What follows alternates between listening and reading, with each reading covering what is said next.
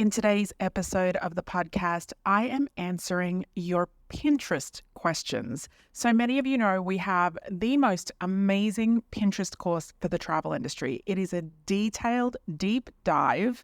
And when I say deep dive, I know all of the people who have never used Pinterest for marketing, you've only found great recipes, cute outfits, and home decor. Know that Pinterest is my number one traffic driver, driving tens of thousands of visitors to my website every month. I don't spend a single dollar. I'm inconsistent. I'm the worst. And I got the best results when I had no followers through to 50 followers, because that's actually when I was the most consistent. And things that I pinned a year ago, 2 years ago, are still bringing me brand new traffic today. So our Pinterest course was invited, the attendees, to submit a question to me for answering. And I thought, what better way than to do it on our podcast so that they could get the A's to their Q's, and you might learn a little bit about Pinterest too.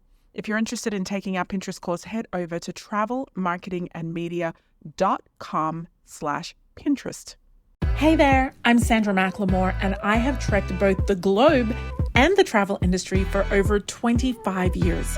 From my first steps as a travel agent to my exciting career as a travel TV host and contributor on network news and morning shows. And now, coaching over 42,000 travel entrepreneurs.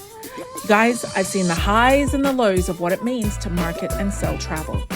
Whether you're taking your very first steps in the industry or scaling up to reach amazing new goals, perhaps feeling a little bit adrift and looking for a compass, you, my friend, are in the right place. In each episode, we're going to learn from stories that inspire, strategies that work, and conversations that dive deep into the heart of starting up and scaling a travel business. Fasten your seatbelts, stow away your doubts, and prepare for takeoff. This is your boarding pass to the Travel, Marketing, and Media Podcast.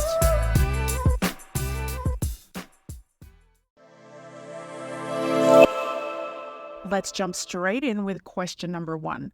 So it says, in the course, I thought you stated that when using Pinterest natively to schedule pins, they would choose optimal posting times. I may have misheard that, or something changed because it isn't an option. So when scheduling pins, do you have a suggestion for posting time? There will be overlap with multiple articles being promoted at once. So yes, very clear the question that you have sent in to me. And yes, slightly misunderstood in the course, but that's okay. There was a lot of information in there and it happens to all of us. So when you're using Pinterest's native scheduler, which means that when you go to Pinterest.com and you go to use their scheduler, it does not automatically choose optimal posting times. For scheduling pins, it's recommended to post during peak times when your audience is most active. So generally, this is going to be on the evenings and the weekends. They're the most optimal times.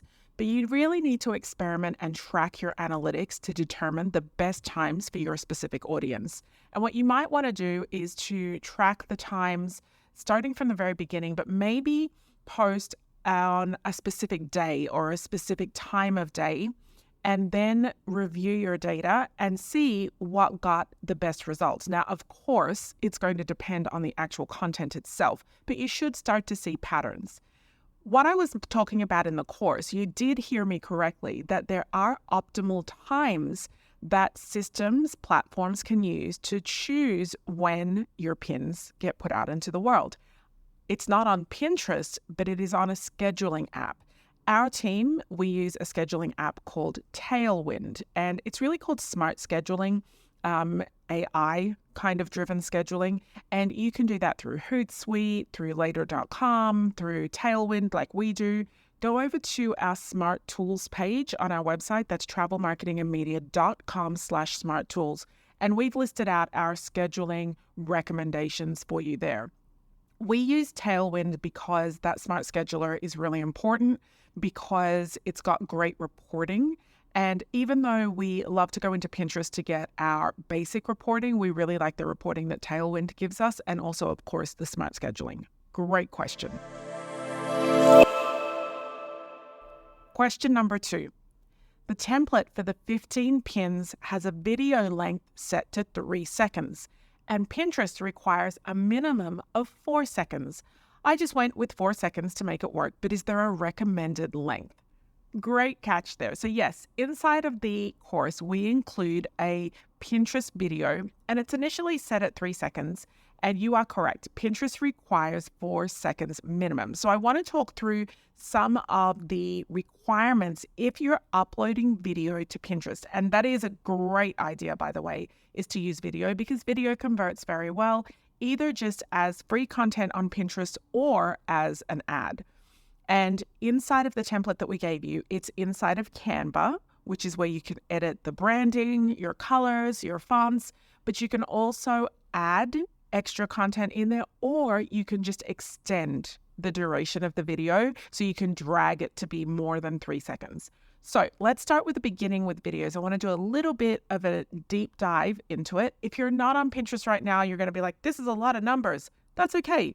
But this is for the people who are interested in using video on Pinterest. So firstly, your file type needs to be an MP4, an MOV, or an M4V.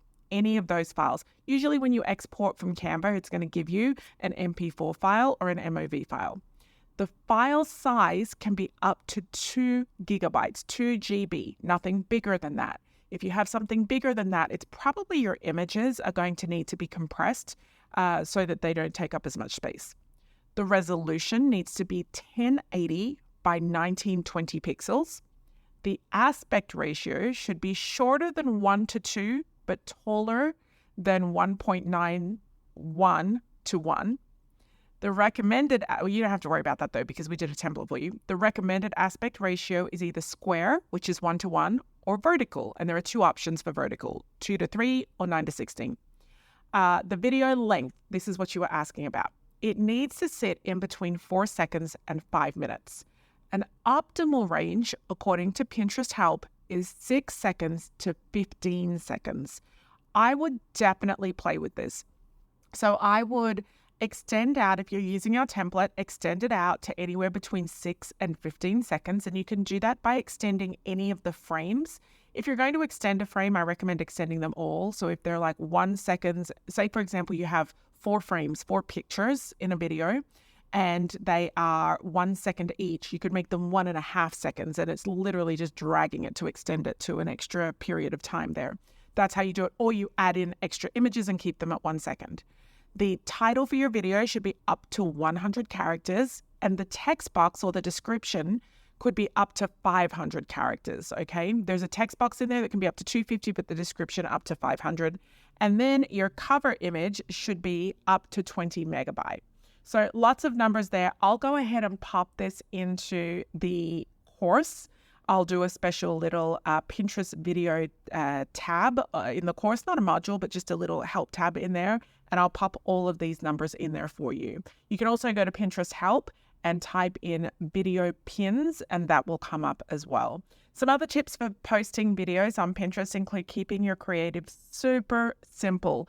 Don't overload your videos with tons of text, because remember, the goal is just to engage and inspire an interest and then have them click across to where your more detailed content is. Choose your thumbnail wisely. If your thumbnail doesn't make people go, oh, what's that? Then it's failed.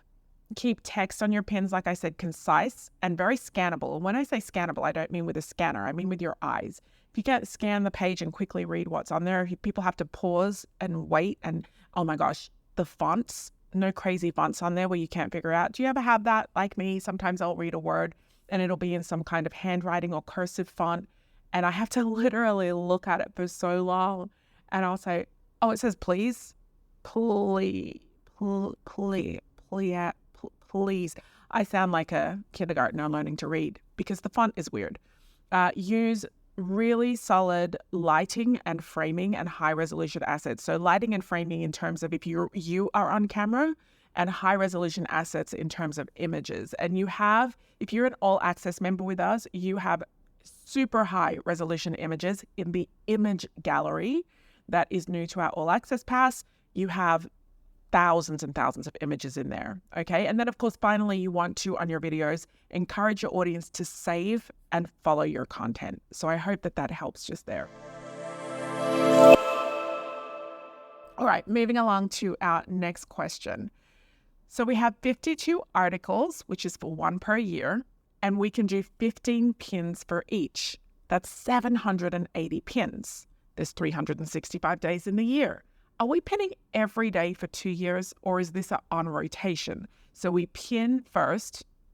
We pin the first pin on each article on days 1 through 52, and then we start over on day 53.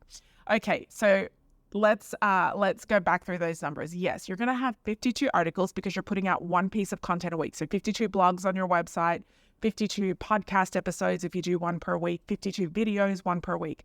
The key is to try to be as consistent as you can.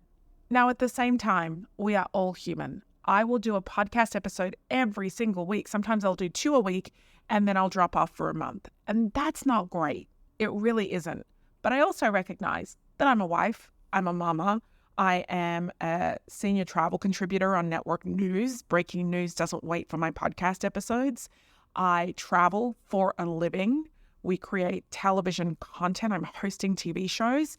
So yeah, I do my best and I try to set myself up for success by batch creating as much as I can. In fact, today, recording this Pinterest podcast episode, I'm hoping while Anthony and Houston are at the movies that I can jump in and record 2 or 3 more so I can get ahead.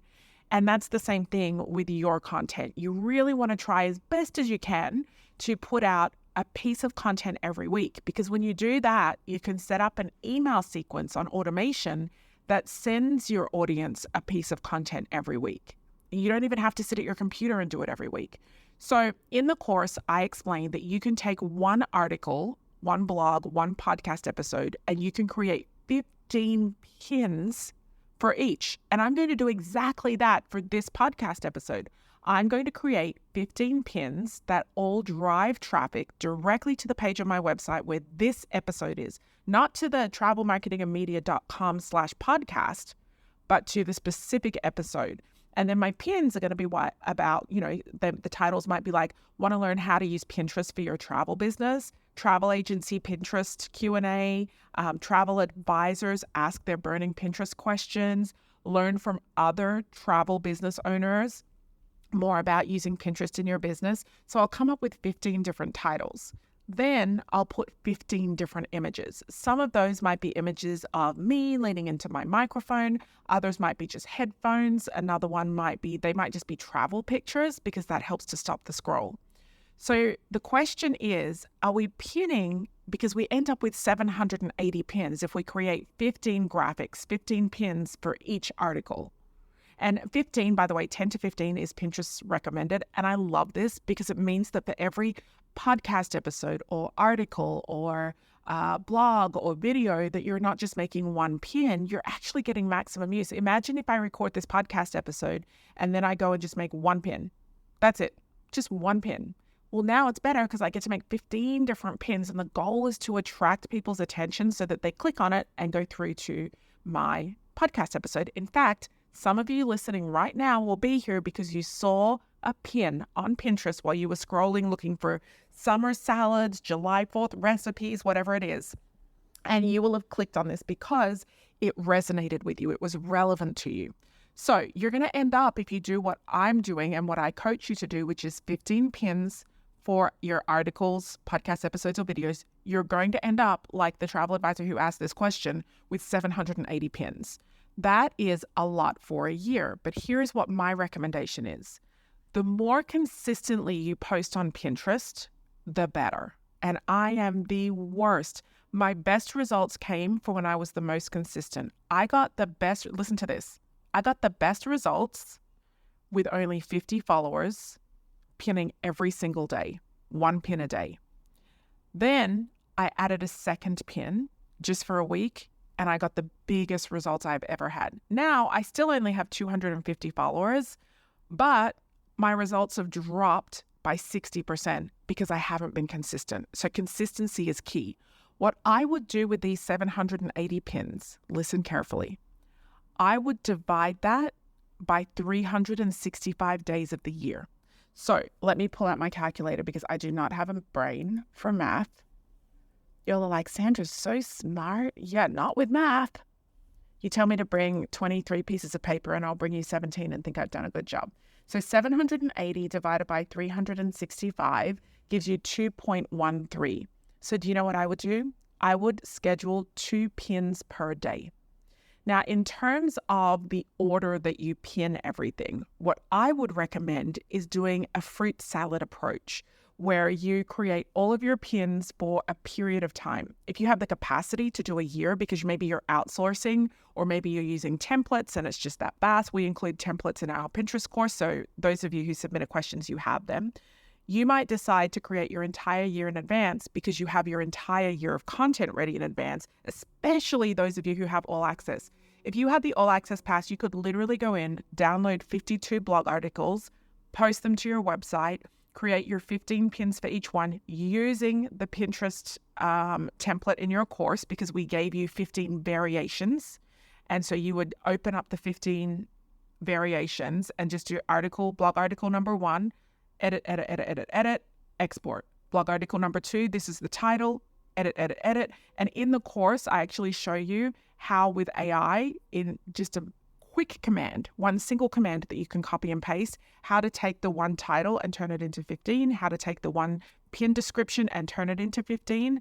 And then we have, of course, the image gallery inside of All Access Pass. So you wouldn't for a second have to look for anything. You have everything at your fingertips.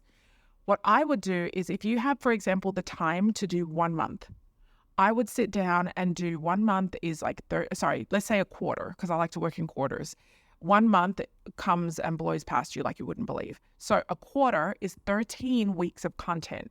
If you sat down and uploaded your 13 weeks of content into your website, whether it's podcast episodes, videos, or blog articles, then you went and did the 15 pins for each of those, I would upload all of those pins. Let me see how many that would be. That would be 13 weeks multiplied by 15 pins. That would be 195 pins.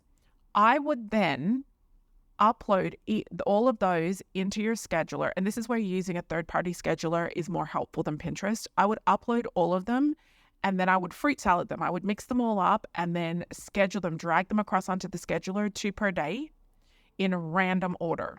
That being said, if you have a very specific promotion or campaign that you want to run. So I'm right now about to open up bookings for our friends, family, and fans trip to Egypt next year.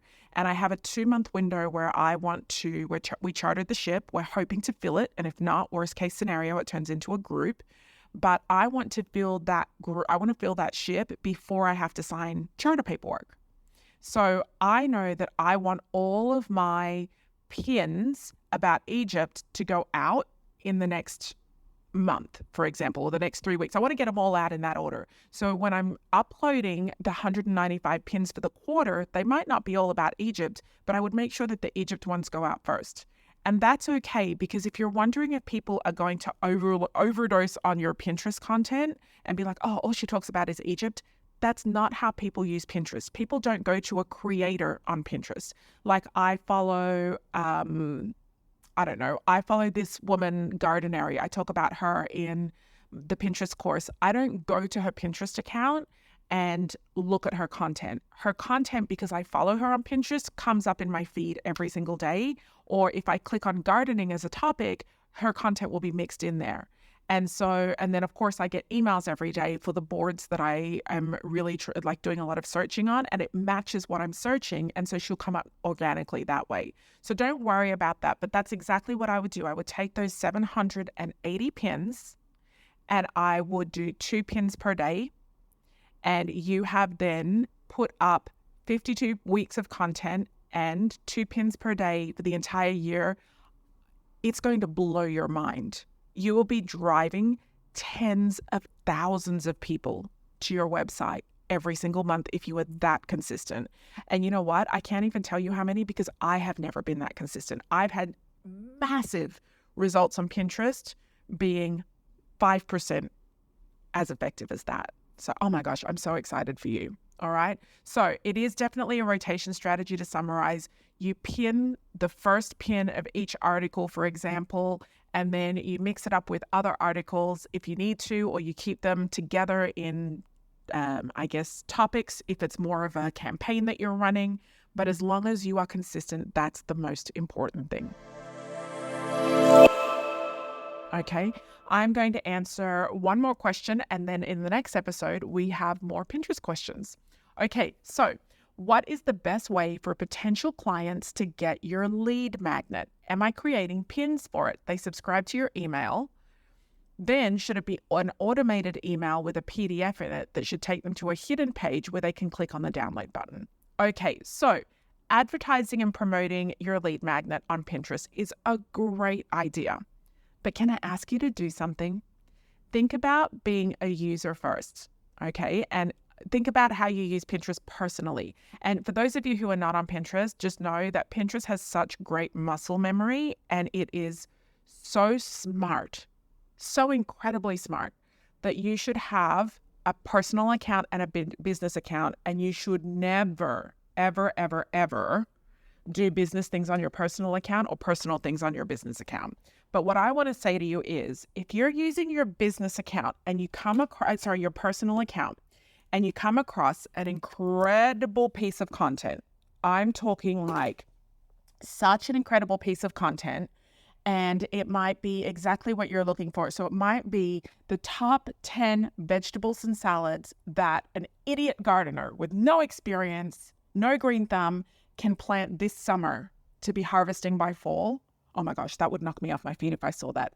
How am I going to feel if it forces me to give my email address and that's my first interaction with that person? I would rather click on it, go automatically over to their website, and I would rather get the list immediately for free, but then I could opt in to get a plan or a list of everything that I'm going to need to set that garden up. Okay, so I just want you to think of it that way. If somebody's finding you for the very first time, which is what you're hoping, that you're going to get new traffic, because that's how Pinterest works, you will get brand new people who have never heard of you to your website.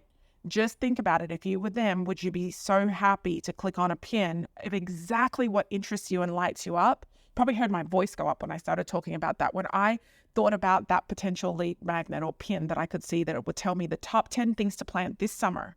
We're literally about to move into our new house in a few weeks, and we have space for a garden. My parents are coming over next month. My parents are great at gardening, one more than the other. And my mom has said that she will help Houston to set up our vegetable and salad garden from scratch.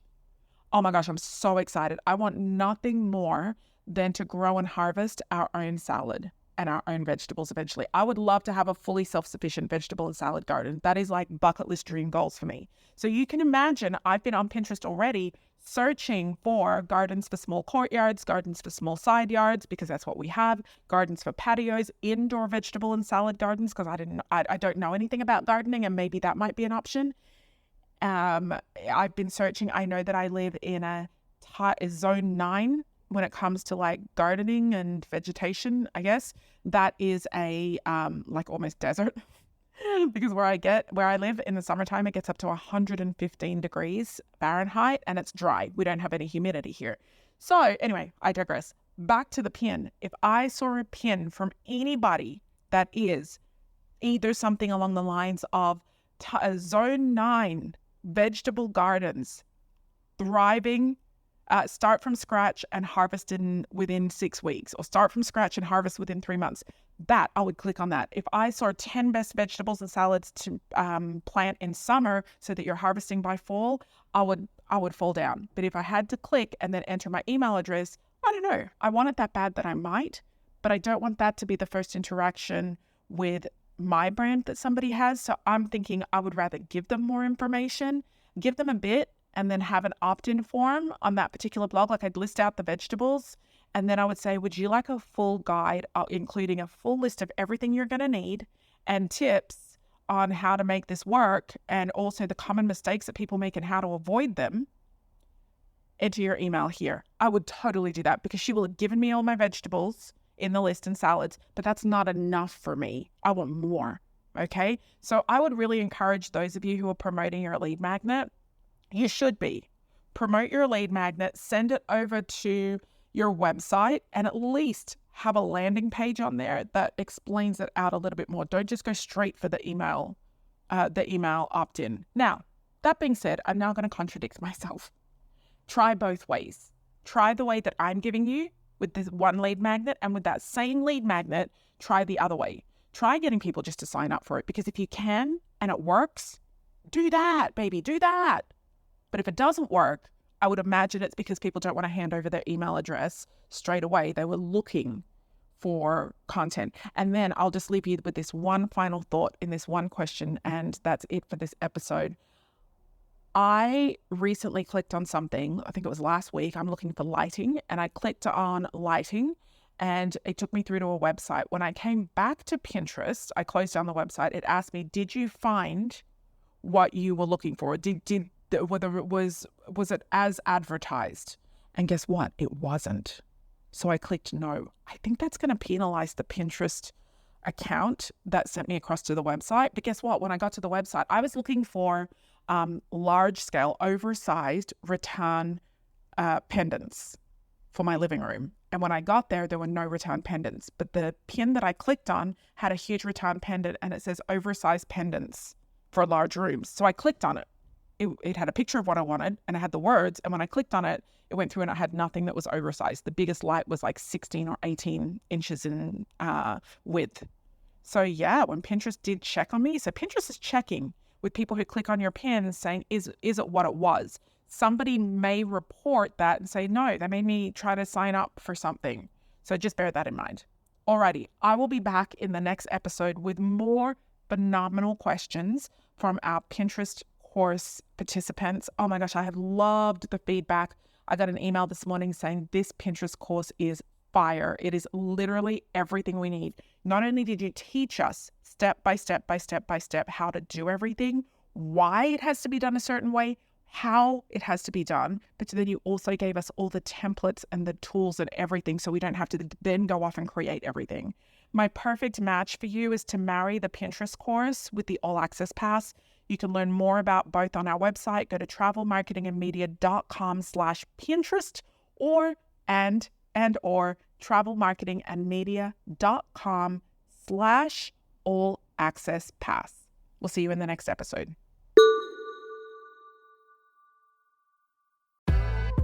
If this podcast episode resonated with you and you'd like to hear more, head over to travelmarketingandmedia.com/podcast to get notified about new episodes and also listen to any that you may have missed.